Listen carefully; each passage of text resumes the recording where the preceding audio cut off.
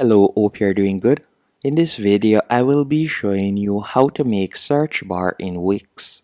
Once on your Wix website, I want you to go onto the editor page like what you see right here. Then all you'll need to do is go over to the top left hand corner and tap on the plus that says add elements. Once you have done that, you're going to see the option menu and anchor. You're going to select that option. Then you're going to select site search. After you have done that, you can see the different search bars that you can add. So we have 4 different options.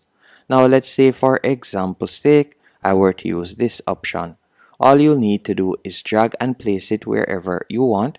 So let's say I would like to add it to this section. I can do that. So you can see right there. After you're finished, you can tap on manage search results. So you could select manage search results, and from there you'll be able to edit it. So you can see, for example, you can see manage what visitors can search and customize the way results are displayed. And we're going to tap on manage settings. You can choose whether you like to give them access to products so they can search for particular products or blog posts. You can also choose to hide a blog post by tapping on the pencil icon. You could choose to hide a particular blog post, so you can select the blog post that you would not want to show. And you can also scroll down, you can choose to display other pages and so on. You can tap on display right here, and you can see you can choose the placement text, so you can change the text from search to anything you want. You can also scroll down and you can edit further features. You can tap on layout and you can change the layout and so on. You can tap on design and you could change the design.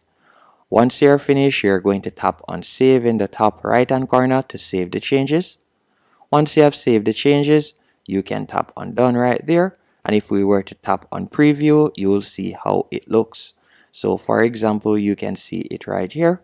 So once someone visits my website and tap on the search bar, they'll be able to type in what they're searching for and they'll be able to view it. Hope you found this tutorial helpful and informative. If you did, be sure to hit the like button and subscribe.